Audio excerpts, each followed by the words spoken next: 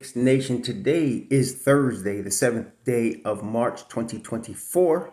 I hope you're safe and healthy today. Hope your family's safe and healthy, and that the needs of you and your family in terms of food, shelter, clothing, as well as health are being met today. Blessings upon those that work in the healthcare field, who along with the first responders are out here saving lives, and those that pick up garbage to keep our places and cities and towns clean. Those also that make deliveries for our convenience. Double blessings upon the men and women that are out here trying to help rescue, deliver, and recover teenagers and children who are the victims of child molestation and pedophilia. People who are also the victims of prostitution and child prostitution. People that are the victims of pornography and child pornography, human trafficking, sex slavery. Double curses on the perpetrators. Double curses on those who profit from these things. And double curses on the perverts that create the great demand for these industries. Finally, double blessings on the homeless. There are nearly 600,000 men, women, and children homeless in the United States of America, and millions around the world in similar or worse condition. Blessings upon them, for theirs is the kingdom. The New York Knicks are going to play their next basketball game against the Orlando Magic tomorrow. Right now, the Knicks are in the 5th seed. Half a game away from Orlando because Orlando beat Washington last night, coming from 21 points down to beat the Wizards. And so we got to play Orlando, the Knicks, tomorrow. And if they can win the game, they can get back ahead of Orlando by half a game. If they lose the game, they can drop further back in the East. As I said, no need to panic right now and trip, as most of y'all just love to do, because it's a dogfight all the way to the end. And the Knicks are going to get healthy, as we know, soon. So that being the case, this is going to continue to be a fight. Now, the dilemma that we all can obviously see, well, most of us can see. You know what I'm learning, speaking to that? I just figured out, well, I should have already known, but the world of gambling in sports is not only huge, but it affects how people see the games they're gambling on. And a lot, for example, in basketball, a lot of the gambling has to do with players' offensive production.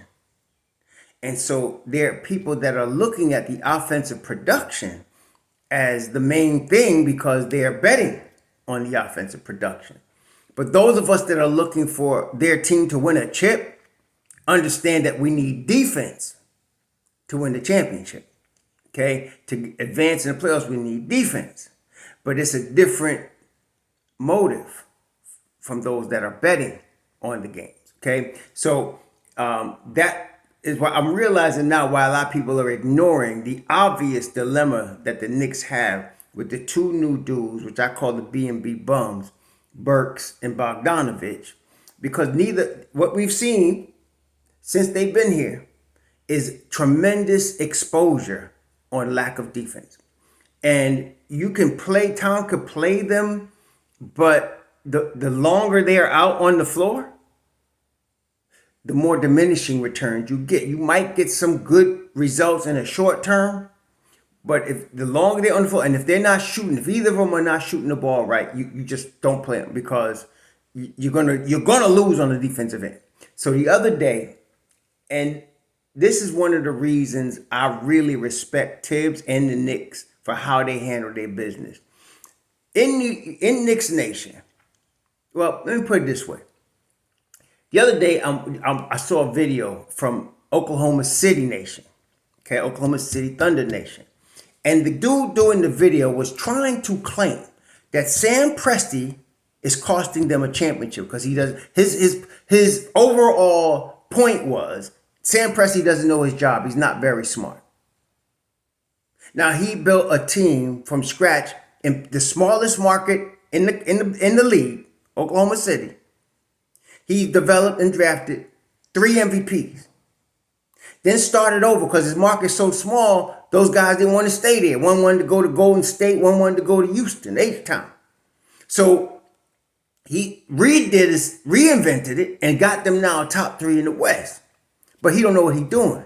This is what I mean when I'm saying there are people on armchair Monday morning quarterbacks always trying to second guess guys that get paid to do this and have had a track record of success at doing it. Just like the other day with Tom Thibodeau. So the fourth quarter, Thibs leaves Bogdanovich on the floor. And everybody, including myself, wanted to see Precious Achiuwa. But following that, they blaming Thibodeau on the loss. And Thibodeau's, for his credit, and that's what I'm saying, I might be the only one that sees this. Maybe some of y'all do, but he stands up there in front of the New York media and takes it. And never puts it on any of his players. Takes it. And that's why I like he's here, because it's very difficult. We've had many coaches. I've seen a lot of them in New York. And very few of them could do that. Okay, very few of them could do that. Stand there and take it and be disrespected and still go ahead and do his job. Okay, so what? He didn't put Precious in the game. This is what we're dealing with on a more real level. He has got basically, he's got Jalen Brunson, which he didn't even have for the last two games, but he got Jalen Brunson and Dante DiVincenzo. Sometimes he has Isaiah Hartenstein. But most of the times he's playing two starters and the rest are reserves. And he's in the thick of a playoff race. Okay? So then he gets these two bums from Detroit. And neither of them, see, at least there was a time where you could count on Burks. He was never a stellar defender, but you can count on him for competent defense in a Tom Thibodeau system. But you can't get that now. And Bogdanovich, as much as everybody, well, you know, he could shoot. Yeah, but he can't play no defense. And when he was in Brooklyn, when he was in Washington, when he was in Utah, his teams kept losing in the playoffs because he was one of the guys exposed for not being able to play defense.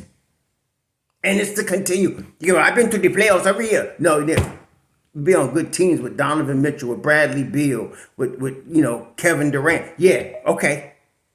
But that ain't helping us. He can't play no defense. So now Tom's got to figure out until his troops come back. See, once OG Anunoby returns, Josh Hart or Precious will go back to the bench. Okay? And one of them two bums is out. Hopefully they're out already because we just got Shake Milton. I want to see what happened with Shake Milton a little bit. I followed his career when he was with Philly, and he's a better defender than both of these bums. So I'm hoping he gets some time. So soon we get OG back, okay? Or we get Drew back, Precious comes back to the bench, and now you can get rid of Bogdanovich, or at least push him to the end of the bench. So Tom's got to figure it out while he waits for his troops to come back. Okay, so they're close, as we know. I was hoping that both of them would be back for tomorrow night's game. Obviously, now that's not the case, but it looks like between tomorrow night's game and a week from tomorrow night, they'll both be back, or at least Julius will be back, and OG will be right behind them, if not there. Okay, so we're looking very shortly to get them, but we got games in the meantime, and we got to keep pace, and it's not easy when you got two bums and your 9 men that can't play no defense. So what we saw this past game was what a lot of people were trying to suggest. You know, you surround Bogdanovich with defensive players and he could play. No, he still can't. They still exploited him, victimized him. Okay, and that's what they do in the league. Okay, he's not that good, period. See, when you got Allen Iverson, who is, you know, one of the Hall of Fame game changers, you could surround him with Eric Snow. You know, you could surround him with defensive players, and he could take you to the finals. Or Jalen Brunson. You could surround him with defensive players, and he could get all league, he could get all NBA, he could take you to the finals. But you can't take a dude that's at the end of his career that ain't won nothing and say, okay, we're going to surround him with defensive players and see if we could win. See, that's what Tom's tried. It didn't work. Okay? Didn't work. You can't outscore bad defense in the league. especially in the playoffs. So I don't know what he's going to do tomorrow, but I kind of feel bad for him because he's trying to balance what he's got with these two dudes, and it's tough. So I'm hoping tomorrow we could at least see some Shake Milton. I want to see, I don't know if Shake's what he's going to be able to bring, but I'm thinking at least it's worth a shot over these two dudes. So maybe Burks is out of the rotation and you bring Shake in, because right now you got 7 regular guys, or guys that are even not regular, because Sims is not really, Sims is your third string center. So you get Sims, you got Deuce, you got JB, you got Dante, Hart, Hartenstein, and Precious. That's the 7 guys you got that's part of your Knicks culture. But then you got to play more because these guys been playing. Some of y'all don't understand. Maybe Precious was tired. Precious been playing some heavy minutes. And so the last couple of games, maybe he got to cut back because it's starting to wear on him. Okay? Not everybody can go out there and give you 47 one night and 45 the next night like Deuce. Not everybody could do that. Okay? So it could wear on the guys. And then Hart, well, we saw that. Hart was giving you 18 rebounds, 16 rebounds, 19 rebounds. Then all of a sudden he got like 6. Well, it's not because he lost his ability to rebound. Sometimes the stuff wears on the guys because they're trying to hang on until the troops come back. It's tough. It's not easy. Okay? And a lot of y'all who showing yourselves to be shallow fans, short-sighted fans, are already abandoning shit. Oh, they're sinking fast. Oh, my God. They're not going to be in the play-in now. Oh, my gosh. Oh my gosh, man. No. So I don't know how they're going to do it. Just like Sunday. I told y'all before Sunday's game, I don't know how they're going to do it. And then Sunday came and Brunson was hurt in the first minute, but then they found a way and they got it done. Okay. Now against whoever they played the other night, who was it they lost? Atlanta. Well, their shooting was off, tired legs. And they couldn't get it done. Okay, they played a valiant game.